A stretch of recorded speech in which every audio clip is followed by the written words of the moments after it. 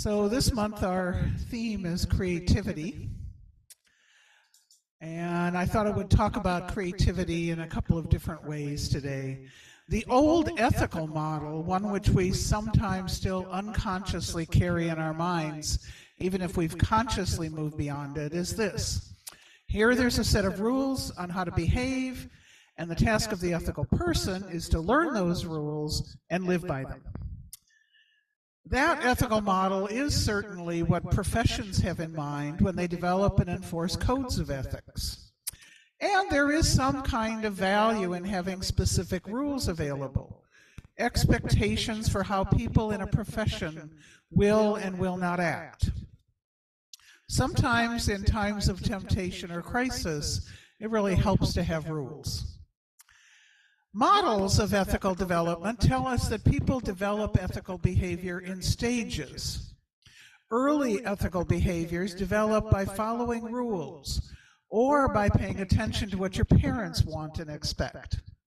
As a child matures, they realize that many ethical dilemmas happen without mom or dad watching. And our hope as parents is that our children learn to live ethically even when we aren't there watching them. Learning some rules helps with that.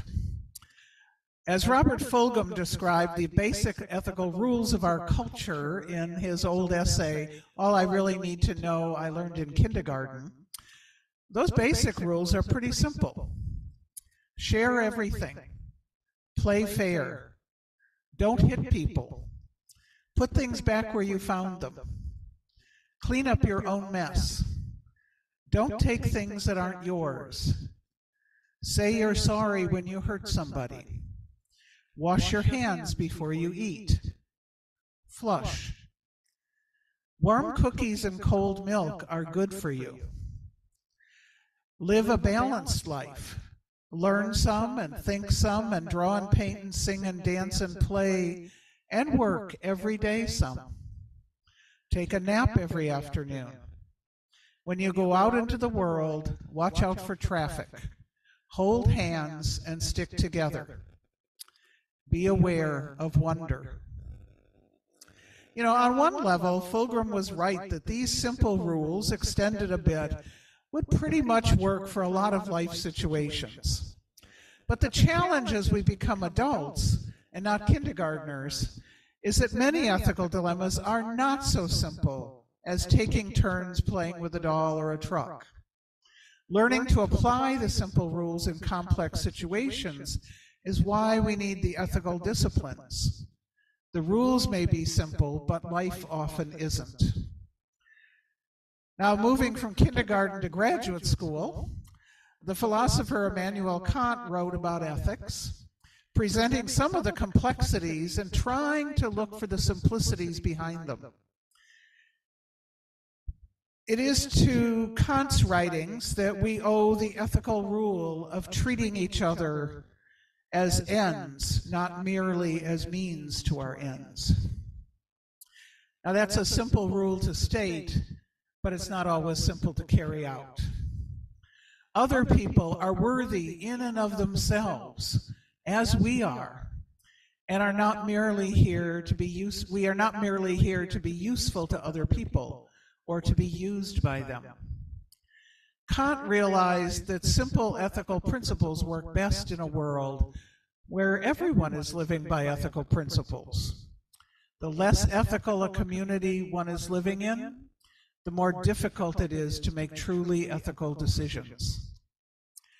And so the challenge we face as we grow up is that we can't always solve the problems of our lives by having cookies and milk and lying down with our blankies for a nap. Darn. The older ethical model is to find a few rules and live by them. But such ethical models, I think, are illusions. Some people want to post the 10 Commandments in public as a sign of very simple ethical rules to guide our lives. Don't kill, don't steal. But even these simple rules really don't help guide our lives very much. First of all, the religions that teach them as the basic rules don't even agree as to what the basic rules are. There are different versions of the Ten Commandments for Jews, for Protestants, and for Roman Catholics. And second, even those who think that these rules are simple often change them to their own liking. I think here of the infamous Judge Roy Moore, who took the stand that the Ten Commandments stone monuments should be in the public square in front of a courthouse. But when he put the Ten Commandments on those stones, he edited them. He omitted the commandment not to covet your neighbor's slaves. Rules and how we interpret them have to change, and our use of them changes and evolves. Ethics requires adaptation and flexibility and not just following rules. The new or more mature models of ethics see ethics more like problem solving. And creativity is one of the essential elements of problem solving.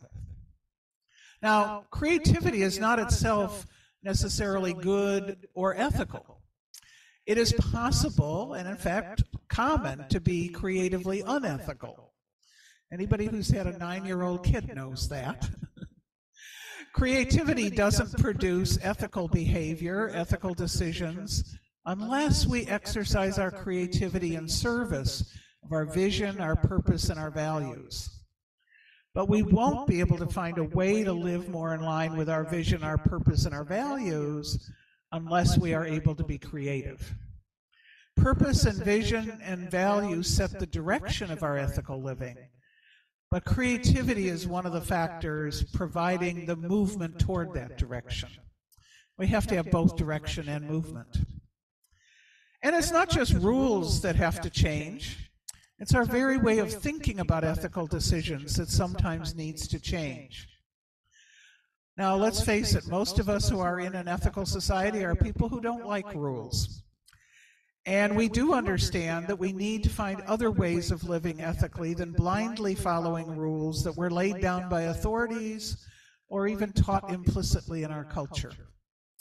Yet we still are bound by our own assumptions and experiences, by what we learned early in life. Linda Liuzzi, author of a book called A Creative Life, The Young Person's Guide, uses this useful definition of creativity: the ability to transcend traditional ideas, rules, patterns, and relationships, and create meaningful new ones. But I'm not creative. That's something I learned early in my life, that I was not a creative person. And I had lots of evidence for that. I couldn't draw. Every time I tried drawing and I showed a drawing to my father, he would point out where it wasn't right and where the lines didn't match the reality of what I was drawing. Trees don't really look like that, Jone. People don't stand like that. But two experiences I had as a teen and adult shifted my thinking about creativity. One was learning about the culture of the potter. My mother took up pottery quite seriously during my teen years. In our basement, we had a potter's wheel and a whole workshop with kill and clay and glazes and all of that. I even, somewhat reluctantly at first, took pottery lessons one summer in high school with a local artist. I wasn't all that great at it. My vision of what I wanted the clay to turn out like when I was done just never quite seemed to happen. The relationship between what the clay wanted to do and what my hands could do produced some pretty unimpressive art. Not creative at all. And then I went off to college. At the college I went to was an artist named Ruth Duckworth, who worked with clay, but not on a wheel. She produced interesting, creative, and functional pottery with other techniques. Her pieces were unconventional in shape. They were rarely at all symmetrical, often leaning and bending. In one review of her work, a writer commented that it was amazing that her pot stood up and didn't fall over. My mother, the potter, read that review aloud to me with disgust. Of course the pots stand up and don't fall over. If a pot falls over and doesn't stand up, you throw it back in the clay pile. And there was an insight I had into creativity. It isn't just about producing the best object the first time every time. Creativity is experimental. Creativity isn't about having no limits. It's about working within the limits. A creative piece of pottery isn't all that creative if it collapses. We experiment and we keep what works. I also learned in this that creativity is about risks and being willing to fail. Not every effort works. About 5 out of every 6 pots that my mother started went back into the clay pile. I've since learned the same thing about photography. The best photographers are those who take the most pictures. A great photo that appears in a magazine was probably and usually one of hundreds taken by the photographer. 99 were not that great. Now, I could be creative if I was willing to fail 99% of the time. If I didn't expect that every effort was going to be beautiful and new and perfect. And that felt really good. The other of the 2 experiences that changed my mind was reading a book by Isaac Asimov called Opus 100. I had read as a teen Asimov's science fiction and his Guide to the Bible and some math and astronomy books already in my teen years. I ran into his Opus 100 in my freshman year of college. In it, he explained how he wrote some of his non-science fiction books. He knew something about the topics ahead of time, but not as much as made it into the books. Instead, he would sit with a pile of books on the topic, consulting many as he was writing. Connecting the ideas, though, in simpler ways than those opened books often did. His strength was making different connections and writing simply enough that more people could understand it. And I realized I had thought about creativity and ideas, that it was about thinking up something new nobody ever thought of before. Instead, I realized there's a whole lot of creativity in connecting ideas that are already out there.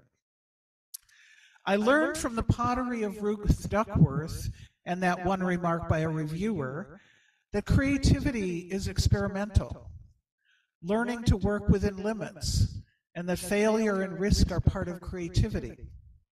I learned from Isaac Asimov that I could be creative even if all I was doing was relating ideas and techniques that already existed. I also learned from some experiences when I was teaching computer programming that creativity doesn't mean simply randomness. It means solving problems effectively, working within limits that are sometimes external and sometimes created by your own past choices. So why is creativity important to ethics? Ethics, as we use it in ethical culture, is about relationships, bringing out the best in others, which itself then brings out the best in ourselves. Ethical culture is about cultivating relationships and our skills in bringing out the best in others. Ethical culture is about creating and improving relationships which recognize our own worth and that of others. But improving our ethical relationships requires change and learning.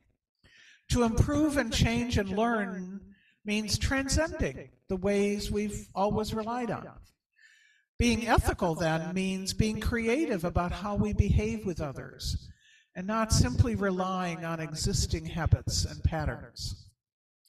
Being ethical means solving problems. Why? Because, first of all, we live in an imperfect world, one in which we are not perfectly ethical and those around us are not perfectly ethical. In fact, we are often trying to be ethical in face of a downright unethical culture. Thus, we find ourselves often having to choose between two bad choices, the lesser of two evils. Sometimes more happily, but just as much a challenge, we find ourselves having to choose between mutually exclusive goods. Ethical choices would still be a challenge even if we lived in an already ethical culture, because we're different. And differences in people mean different needs, different goals, and different visions. There is a vast body of knowledge and experience in cultivating win-win decision-making. One essential of win-win decisions is creativity.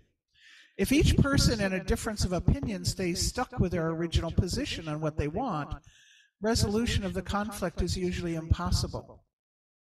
Instead, there's a discipline involved, simple to explain, not always easy to do. Instead of focusing on our positions and strategies, trying to persuade and push others, or give up so the others win, people involved need to move back from their strategies to identify underlying issues and needs. Then, looking at those needs, find a creative solution that meets those needs. And that creative solution will rarely resemble what anyone in the room came in with. Creativity is crucial to making ethical choices.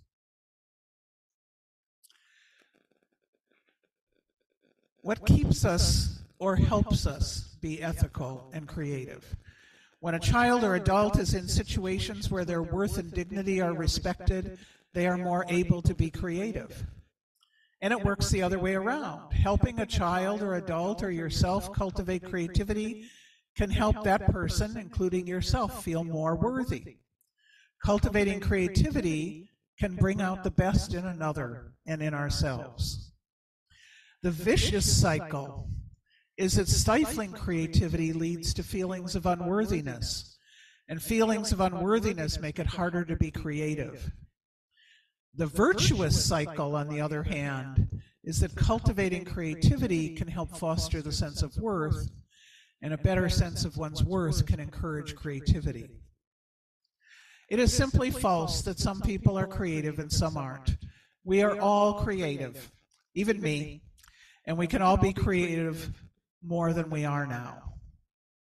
And I'm going to skip a couple things here for the interest of time and talk about some of the tools that help us learn more creativity.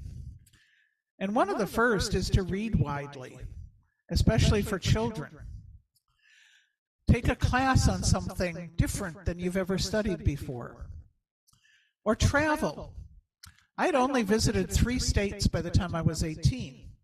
I'd like to think that more travel earlier would have fed my creativity.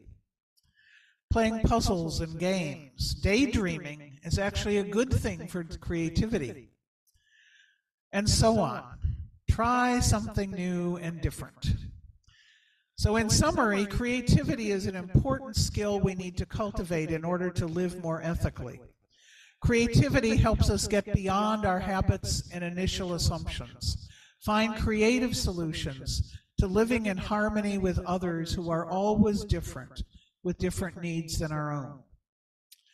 Nietzsche said, you need chaos in your soul to give birth to a dancing star. And Virginia Woolf said, odd how the creative power at once brings the whole universe to order. So cultivate creativity in yourself and your children, and we can give birth to more dancing stars and bring the universe to more order.